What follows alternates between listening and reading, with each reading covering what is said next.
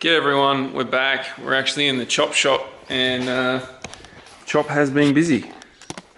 He's chopped out the concrete. And yeah, he's put all this reinforcing in, so when we pour the new concrete in, the hoist, that's what those blue sticks were, are going to be extremely safe.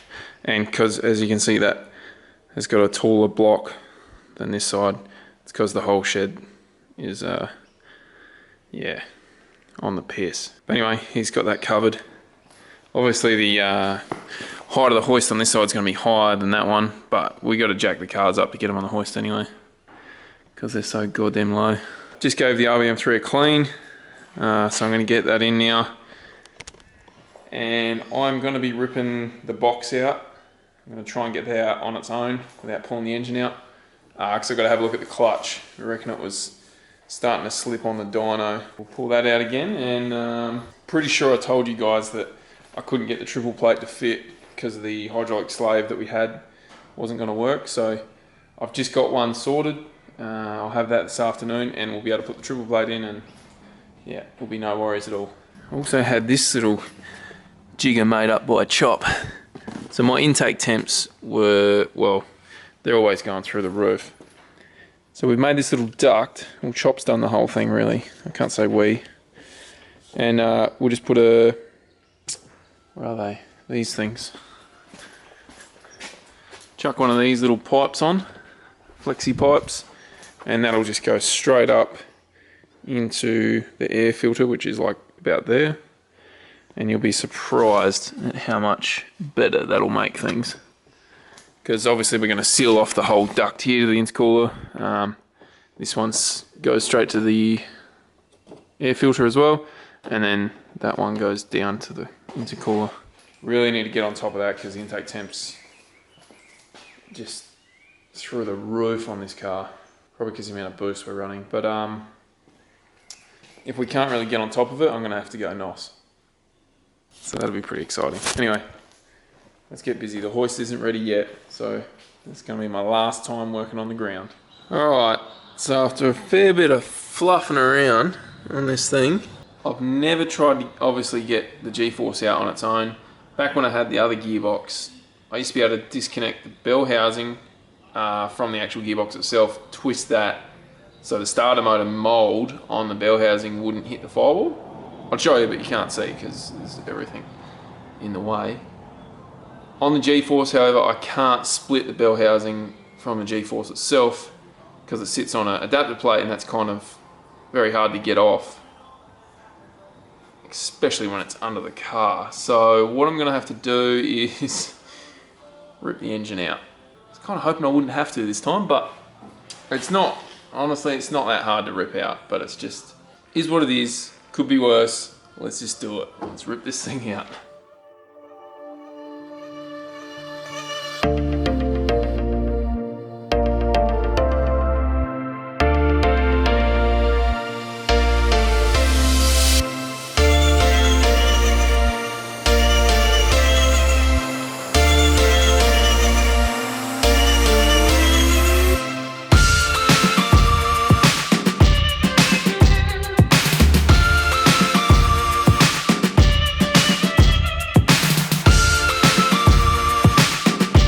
Should I set it up here?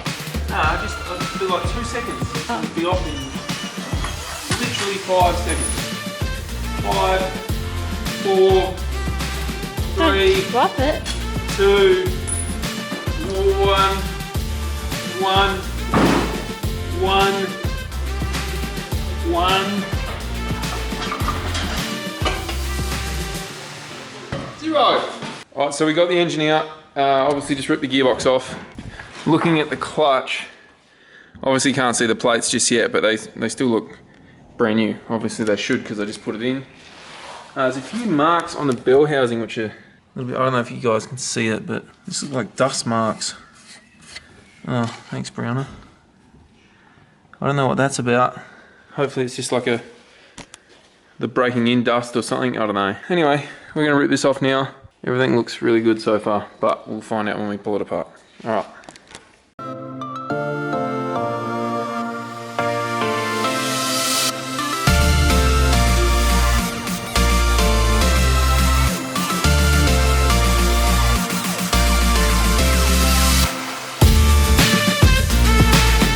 Okay, so I've got the clutch off. It's actually easy to just rip the whole lot off and place it here. So, here we go. Pressure plate. Brand spanking new. First clutch disc. Brand spanking new. First plate. Little bit of black markings. Don't know if it's like just getting to the surface where it needs to.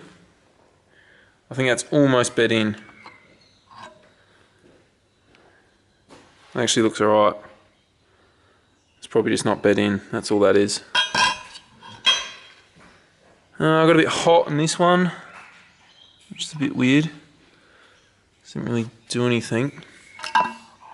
So that's the first. Oh yeah, it did get hot in that one area. And this plate's the same. Hasn't chunked or anything like that. It's just started to wear in. And that's on the flywheel side.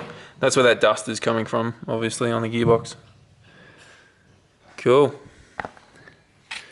So we'll put that all back how it was, so I don't get it muddled. That's actually not too bad. However, we're putting the triple plate in, just to make sure.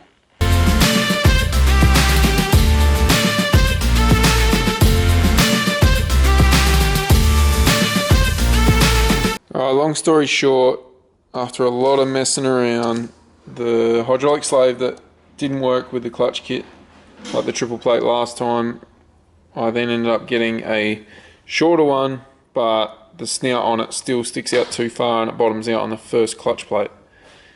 So literally back to the drawing board, and yeah, it's pretty much a night wasted. So it's pretty much been a night full of no luck. Hey Big Al. It's going good, mate. Al's trying to get a new seat in his 32 because he's such a giant. He doesn't fit in there. Anyway, tomorrow's going to be a new day and we're going to get everything sorted. So, that's a wrap. See you guys. Sup everyone, we're back in the chop shop. Yeah, yesterday we kind of left on a bit of a, I don't know, bit of a low, I'd say. Because I was a bit stuck, didn't really know where I was going to go.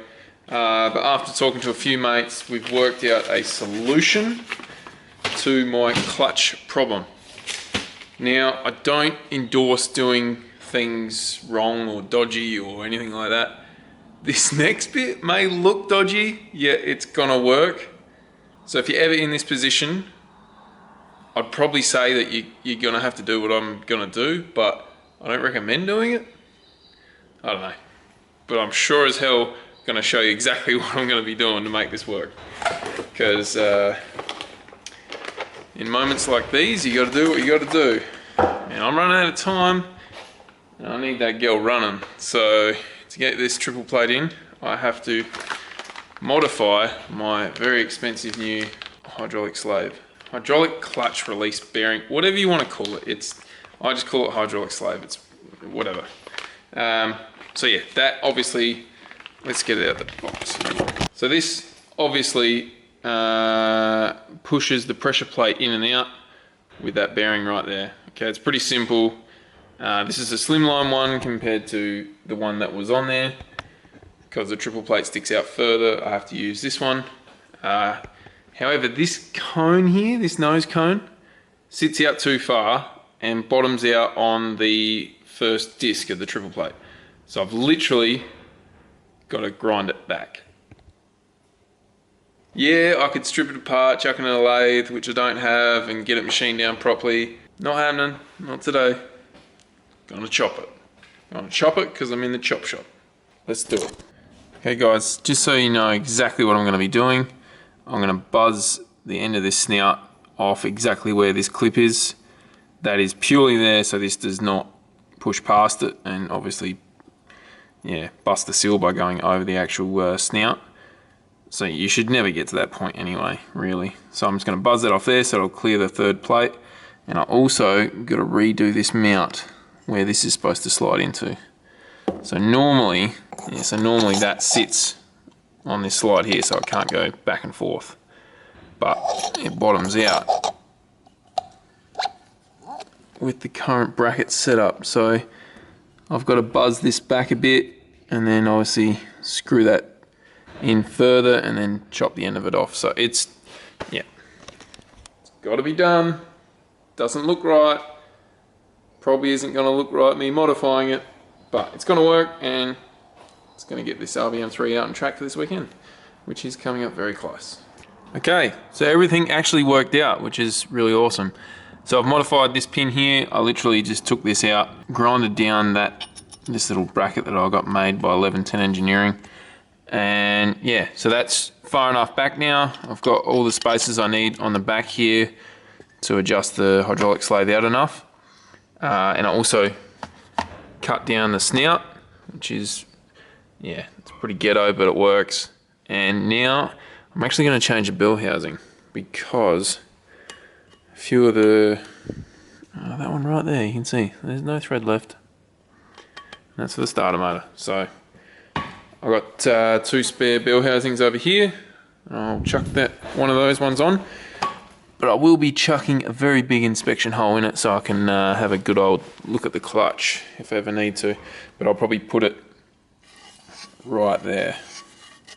So it's at the bottom, and you can obviously see this is where the plates were sitting last time. So I'm going to do that now. Okay, this went from like a couple hour job to pretty much all night.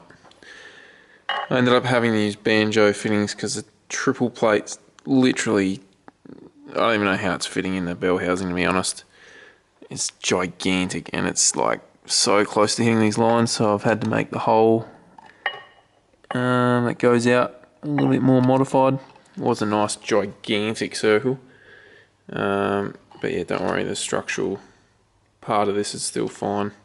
It's not going to crack or anything. I'm going to have to hold those lines right out the way, and then the banjo fittings so it can sit back further than what it is. I'm just going to go nipple this up and literally go test fit it. It's been an absolute bloody mission, I tell you. I don't know what the time is, but I don't want to know. Alright, so we're back, it's a new day, and Chop's been busy this morning. Laid some concrete slabs down for the new hoist. If you guys don't know, I do work a day job, so from 6 till pretty much 2 or 3 in the arvo, I'm out of action. I've got to, make money to pay for all this stuff. So last night I didn't really end the video at all. We pretty much got to a point where I didn't want to go any further, and I think it was about 11 or something, and before you know it, it's 12 before you get to sleep, then you're up at 5 to go to work at 6. So that's pretty normal. However, everything is looking good. We've got the release bearing all sorted. I've had to put banjos on here to clear the pressure plate because this thing sticks out 110 mil. It is freaking ginormous. But yeah, big thanks to Mantic for hooking that bad boy up. Yeah, also we've got a special discount code for you guys, 10% off clutches from Mantic. All you got to do is go to manticclutch.com and pick out the clutch you want, go to the checkout and put in the discount codes DriftSquid. It's that simple. I'll put it in the description below. Yeah, if you guys are after a clutch, single plate, twin plate, triple plate, yeah, they're the guys that can help you out, and huge thanks to them because they're giving you guys a discount thanks to my program. So it's awesome to see, and that's what we want. We want more discounts. We'll get this gearbox on now.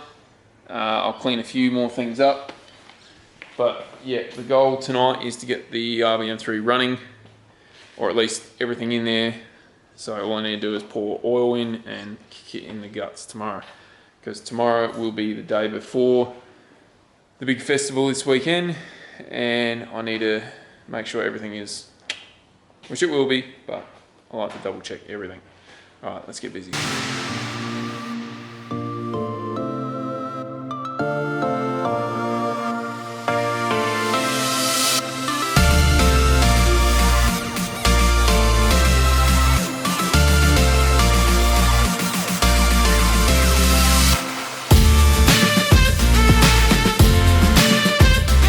record him. Chop's working on the RBM3. What are you doing, Chop? Hooking up the pump, mate. Is that what it is? Yeah. So we got the engine in, as you can see. First thing I did was I bled the clutch to make sure everything clears, everything works. Yeah, I'm pretty sure I've shown you exactly how much room we don't have with it. So it's a bit of a mission, but we got there. The clutch seems to be working fine. Obviously I haven't got it running yet, but from what I can tell, it's going to be perfect. Now we literally just got to piece everything together, and then tomorrow we've got to get some oil and we'll be good to go. So it's looking good. Considering we were doing this exact same stuff last week, we're making progress.